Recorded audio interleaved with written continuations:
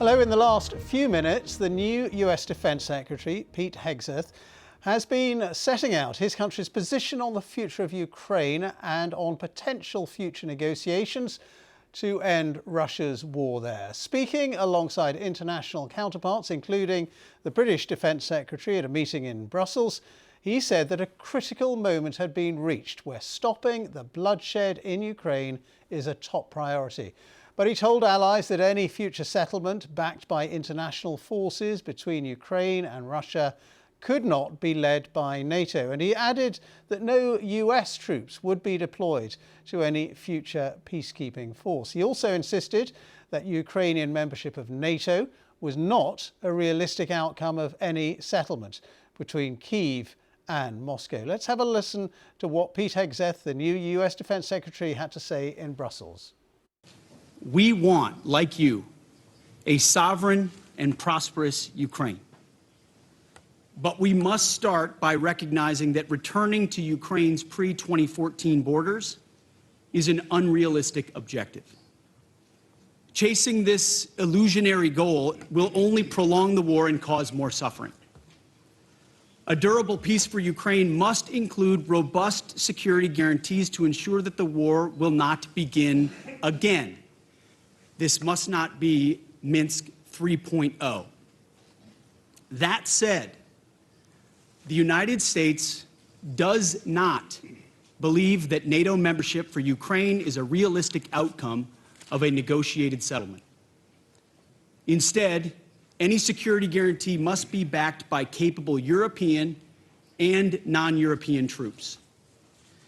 If these troops are deployed as peacekeepers to Ukraine at any point, they should be deployed as part of a non-NATO mission, and they should not be covered under Article 5. There also must be robust international oversight of the line of contact. To be clear, as part of any security guarantee, there will not be U.S. troops deployed to Ukraine. To further enable effective diplomacy and drive down energy prices that fund the Russian war machine, President Trump is unleashing American energy production and encouraging other nations to do the same. Lower energy prices, coupled with more effective enforcement of energy sanctions, will help bring Russia to the table. Safeguarding European security must be an imperative for European members of NATO. As part of this, Europe must provide the overwhelming share of future lethal and non-lethal aid to Ukraine. Members of this contact group must meet the moment. That's Pete Hesgeth, the new US Defence Secretary. He was also saying, by the way, that he thinks that 5% should be the minimum for military spending by NATO countries, substantially more than they are paying at the moment. Well, let's talk now and get some reaction from Ukraine to what he was saying about any possible future peace settlement in Ukraine. We can talk to the Ukrainian politician and former Minister for Infrastructure, Volodymyr Omelyan, who joins us now. Thank you so much for being with us. I don't know if you heard what Pete Hesgeth was saying there in Brussels, but essentially he was saying returning Ukraine to its borders before 2014 is unrealistic, and also that any future settlement could not have Ukraine as a member of NATO. Ukrainian membership of NATO would not be part of a peace plan. What's your reaction to all of that? First of all, thank you, Ben, for having me. It's a great honor to be with you today. Yes, I listened carefully to what was said by United States. I wouldn't say that it's a real pleasure news for us, because we do believe that the approach to please the beast, it's an approach of mistake. We already tried it once in Munich in 1938, and I don't want to repeat the same approach on the eve of Munich conference. With Russia, we can talk only with strengths, because Russia, together with China, are challenging West right now. I hope not to conquer the Europe, but definitely challenging West by different means. And I would simply remind you that by 2014, before Russian invasion, we were a neutral country. We are not applying for NATO membership. And this has happened, the invasion itself and bloody war, which was increased in 2022. So I don't believe that any kind of neutrality or any kind of just stopping war for peace will change the situation, unfortunately. But what would be the elements of a future peace deal? There has to be a peace deal one day, whenever it is. And surely that has to involve the exchange of territory. I mean, could Ukraine accept that Russia will hold on to some of the territory in Ukraine that it has seized? I don't believe that Russia, which is backed right now by China, and we should all remember the recent words of Mr. Xi that he is coming to Moscow on the 9th of May this year to celebrate a victory over Nazism, that Russia is ready for peace. They will try to blackmail, they will try to trade, and to do everything possible to capture more Ukrainian territory in order to actually approach NATO borders. Moscow was always talking about NATO approaching Russia, but in fact, Russia is approaching NATO borders nowadays.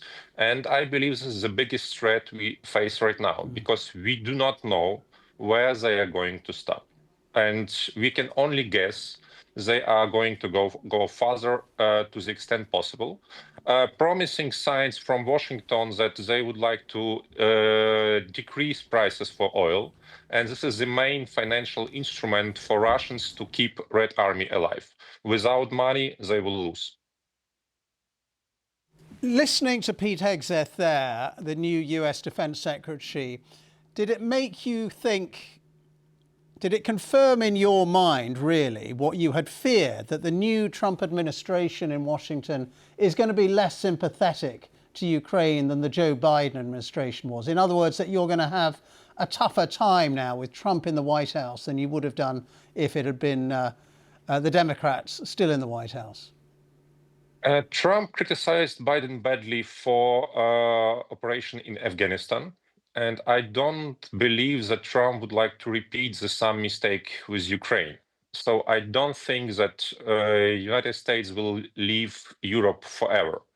But definitely what was voiced today, it's a clear sign to all European nations that handle your home issues with your own capacities.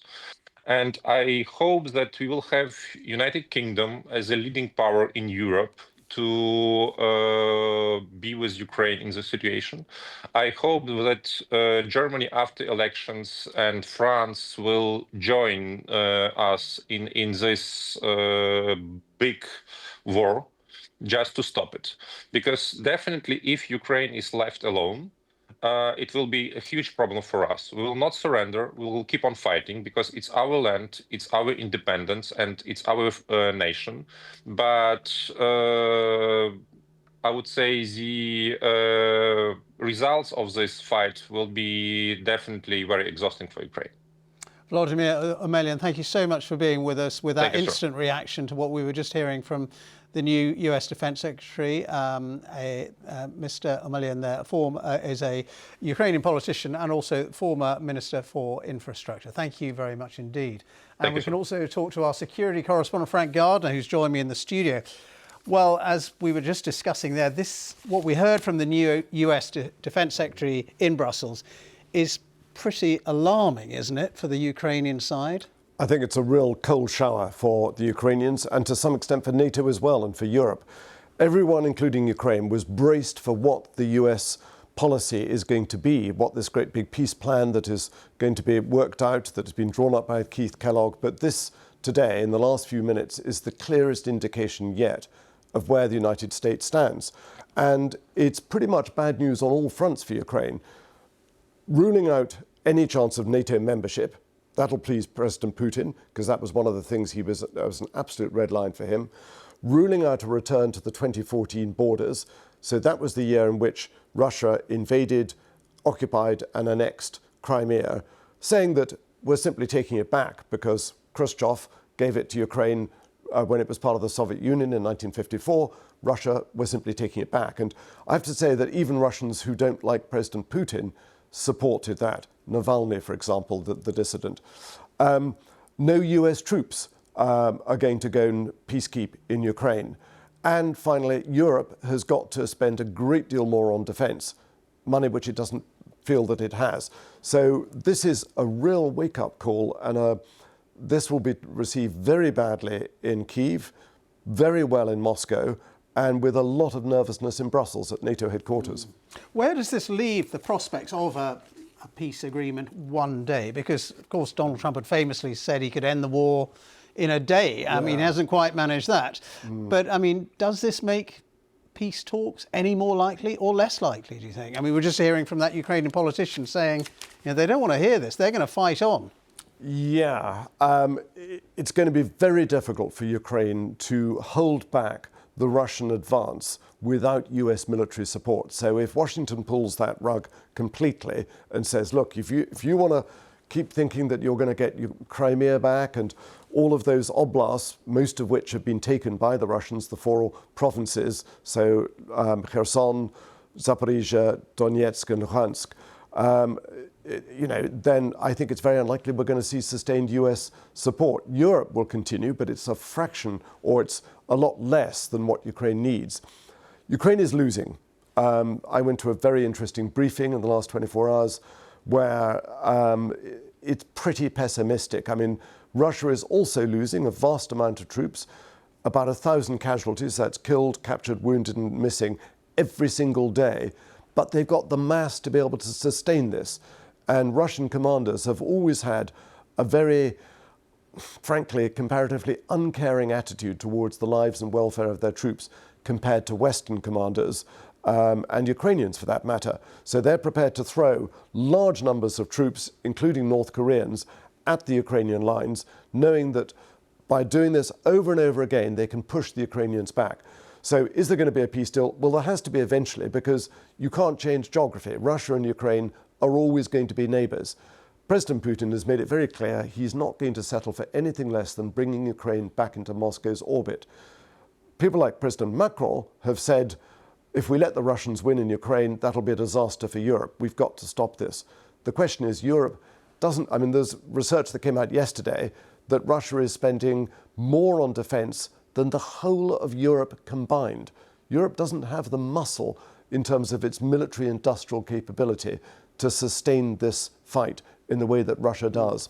And speaking of spending on military, there was a bucket of cold water for Ukraine from what Pete Hesgeth, the US Defence Secretary, was saying. But there was also a bucket of cold water for NATO, wasn't there? Because he was saying you guys need to be spending 5% of your budgets, of your GDP on defence. Now, this is way, way, way more than they're currently spending, isn't it? It's unaffordable, but also the US isn't spending 5%. US is spending roughly 3.4% of its national wealth, of its GDP, on defence. Britain is agonising over whether or not to go to inch up, as somebody put it, from 2.3% to 2.5%. Plenty of countries that are closer to Russia, like Poland and the Baltic states, are spending over 3%, more like 4%. Poland has massively built up their armed forces while we have massively run ours down. There is currently, just to remind ourselves, a big strategic defence review going on in the UK, chaired by Lord Robertson, a highly respected former Labour Defence Secretary and NATO Secretary General, aided and abetted by Fiona Hill and General Richard Barrons.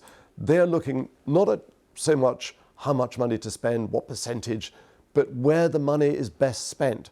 And part of the problem is that certainly in the UK, there's been massive wastage. They've squandered so much money on things that are not particularly useful, effective, or relevant to the modern battlefield. Frank, as ever, thank you very much indeed. Frank Gardner, our security correspondent. Let's get some reaction from Ukraine and speak to our Kyiv correspondent, James Waterhouse, who's there for us now. James, well, it was quite an extraordinary session with the new US Defence Secretary, Pete Hesgeth. Quite a lot to unpack there, but as we were discussing with Frank, he basically said it's unrealistic for Ukraine to expect to go back to its pre-2014 borders. It can't be a member of NATO. There won't be US troops on the ground to protect any future ceasefire agreement. What do you think the reaction in Ukraine is going to be to all of that? Well, but I think all of the things you've just listed will be a devastating blow to Ukraine. I think Kyiv knew that it was engaging with a White House that was less sympathetic than the Biden administration. It was hoped that maybe it would take a different approach. It might even shock the course of the war into a different direction through possibly heightened support to bring the war to a quicker end. But just listening to Pete Hesgeth there, from here it didn't sound like Ukraine's biggest ally was talking. It sounded like something you'd hear closer to Moscow. I mean, what I mean by that is that Moscow is clearly going to be happy with what was being said there. When he talks about the 1991 borders of Ukraine, which includes Crimea, which includes those eastern territories which have been battered by war for the best part of 12 years, when he talks about those being restored as an illusionary goal, what that translates to is a reward for Russia for the 12 years of aggression it has imposed on Ukraine. When you talk about NATO membership, you know, one of the things that Ukraine had been angling for, had been leaning towards, being pulled towards, certainly around 2014, to Russia's annoyance, was NATO and EU membership, something the country at the time, you know, and still does, diplomatically and politically want. And Russia, through force, has, according to what Pete Hesgeth has said, successfully pulled Ukraine the other way politically. This is what this potentially amounts to. And I think if you look at what he is saying here, if you see the language being used between Washington and Moscow, where Donald Trump was complimentary towards Vladimir Putin with the recent American prisoner release, you know, Ukraine will be thinking, hearing those words, well, where do we go from here? I think it is in a far lonelier place as it continues to fight this war, and not least when you have President Zelensky saying any future security guarantees for Ukraine require the US. You also have Europe's own admission that it can't plug the gap left, although it will seemingly try. So this is a stark moment, I think, politically for Ukraine.